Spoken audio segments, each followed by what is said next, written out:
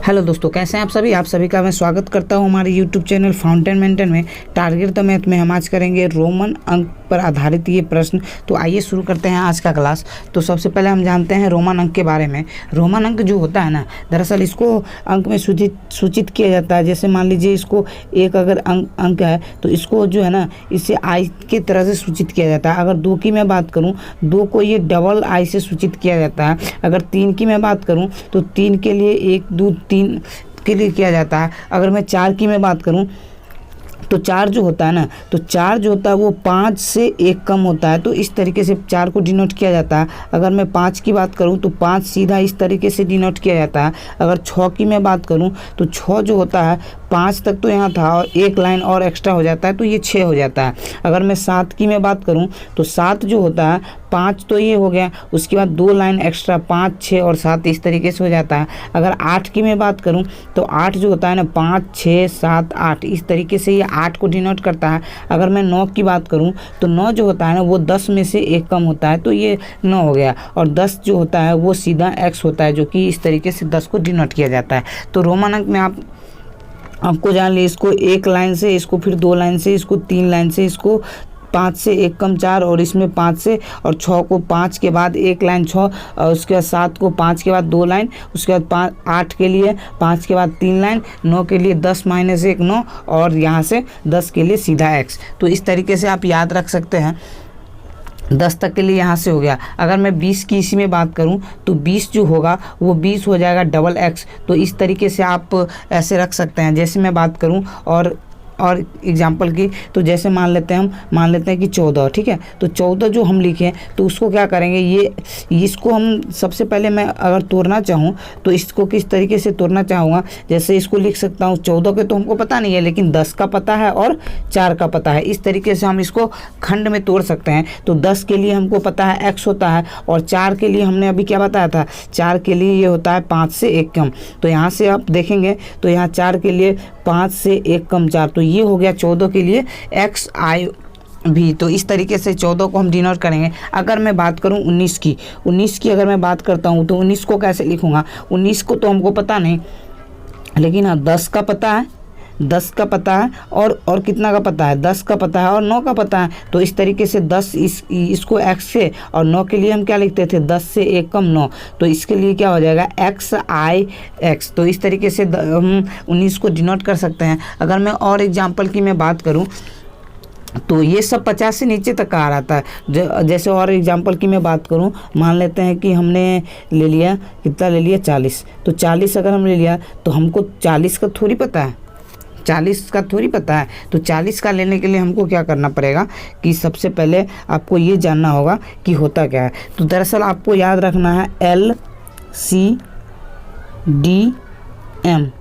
तो ये क्या होता है LCDM। तो L को जो है ना इसको 50 बोला जाता है, C को सेंचुरी जो कि 100 बोला जाता है, D को 500 बोला जाता है, और M जो कि इसको 1000 बोला जाता है। तो इस तरीके से आपको याद रखना है कि L को 50 बोला जाता है, C को 100 बोला जाता है, D को 500 बोला जाता है और M को 1000 बोला जाता है। अगर इसी में मैं बात कर लूँ कि अगर हमसे कोई 40 का पूछ ले तो 40 का अभी मैंने बताया क्या होता है। तो 40 का जानने के लिए हमको क्या करना पड़ेगा, 50 में से 10 कम करना पड़ेगा, तभी तो 40 होगा। डायरेक्ट आप ऐसे थोड़ी लिख सकते हैं 1 2 3 4, यानी ऐसे लिखेगा तो ये गलत हो जाएगा। तो इस तरीके से 40 नहीं लिखा जाता। 40 लिखने के लिए क्या करना पड़ेगा, 50 से 10 कम करना पड़ेगा। तो 50 के लिए तो हमें L दे दिया और 10 के लिए पहले 10 लगाना पड़ेगा, तो ये 50 हो गया। इस तरीके से ये 40 हो गया। तो इस तरीके से आप 40 को लिख सकते हैं। अगर मैं और बात करूं तो मान लेते हैं कि हमने 45 लिखा, ठीक है। तो 45 का तो हमको पता नहीं है, लेकिन हम क्या कर सकते हैं, इसको खंड में तोड़ सकते हैं, 40 + 5 कर सकते हैं। तो 40 का हमने अभी क्या बताया था, 40 का 50 से 10 कम। तो इस तरीके से इसको 40 लिख सकते हैं। तो 40 के लिए तो ये हो गया XL। उसके बाद 5 के लिए हमने क्या बताया था, 5 के लिए सीधा ये। तो इस तरीके से 45 आप डिनोट कर सकते हैं। अगर मैं बात करूँ इसी में, मान लेते हैं कि 200 204। तो 204 को हमने कैसे लिख सकते हैं? हम 204 को तो डायरेक्ट नहीं लिख सकते ना, इसके लिए हम क्या करेंगे, इसके लिए हम अलग अलग तोड़ेंगे। 200 + 4 इस तरीके से लिख सकते हैं। अब 200 के लिए हमने क्या बताया था, यहाँ 100 के लिए क्या है, 100 के लिए C है ना, तो C है, तो 200 के लिए डबल C का हम यूज करेंगे। क्योंकि होता क्या है कि आप देखिए इधर, दरअसल होता क्या है, 3 के बाद कोई भी रिपीट नहीं होता, चौथा बार चेंज हो जाता है। यहाँ भी देखिए 3 के बाद कोई रिपीट नहीं हो रहा है। इसी प्रकार 3 तक हम ले सकते हैं। तो यहाँ से 3 तक लेने का मतलब मेरा ये है कि कहने का मतलब यहाँ अगर मैं बात करूँ, ये 200 हो गया। उसके बाद 4 के लिए हमने क्या बताया था, 4 के लिए बताया था 5 से 1 कम 4 होता है, तो 5 से 1 कम 4 दे दिया। अगर मैं बात करूं इसी में कि 300 के लिए, तो 300 को अगर आप क्या लिख सकते हैं, 300 को आप लिख सकते हैं 1 2 3 C लिख सकते हैं, लेकिन आप 400 को 4 C नहीं लिख सकते हैं। 400 को लिखने के लिए क्या करना पड़ेगा, 500 में से 100 कम लिखना पड़ेगा। तो 500 के लिए हमने अभी क्या बताया था, 500 के लिए हमने D बताया था, तो D बताया था, तो D होगा 500 के लिए लेकिन 100 कम, तो यानी कि D से पहले C। तो इस तरीके से आप 400 को लिख सकते हैं। अगर मैं बात करूं इसी में और एग्जाम्पल की, तो कहना चाहूँगा मैं, जैसे मान लेता हूं मैं 179, इसको आप कैसे लिख सकते हैं रोमन अंक में। तो इसको रोमन अंक में लिखने के लिए डायरेक्ट आप 179 का तो पता नहीं है, लेकिन हाँ हमको ये पता है 100 का पता है और 100 प्लस का 70 का पता है, और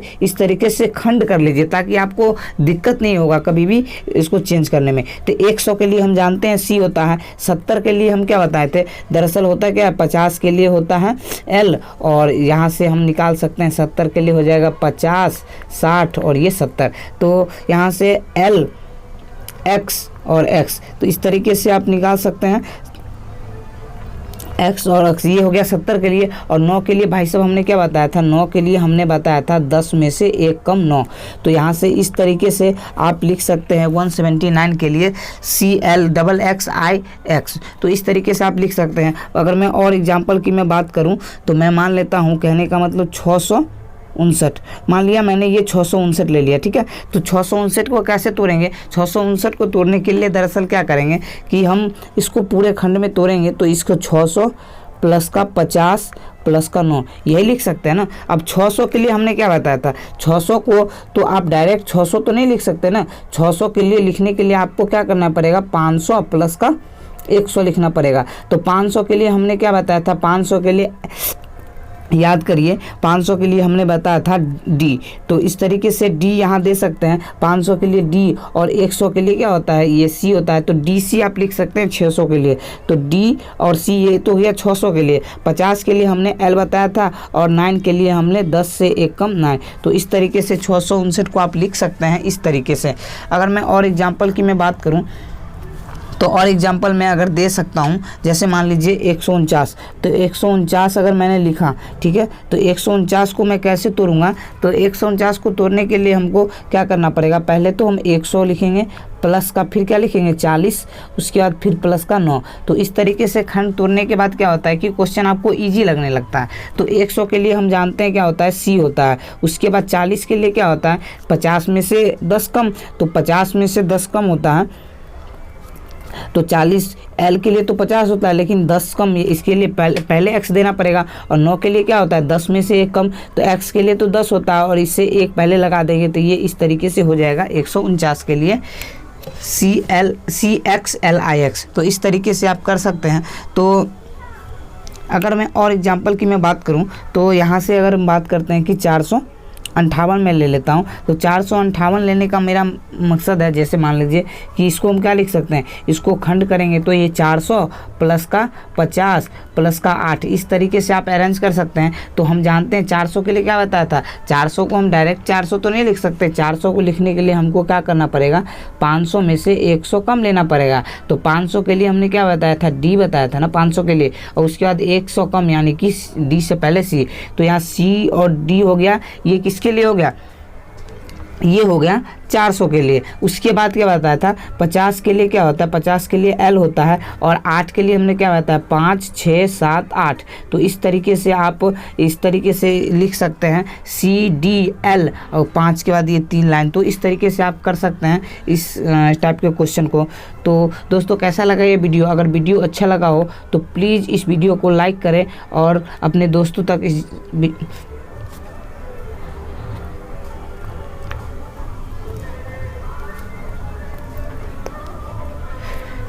तो दोस्तों कैसा लगा ये वीडियो? अगर वीडियो अच्छा लगा हो तो प्लीज़ इस वीडियो को लाइक करें और इस वीडियो को अपने दोस्तों तक ज़रूर शेयर करें। अगर आप इस चैनल पर नए हैं तो प्लीज़ इस चैनल को सब्सक्राइब करें। धन्यवाद।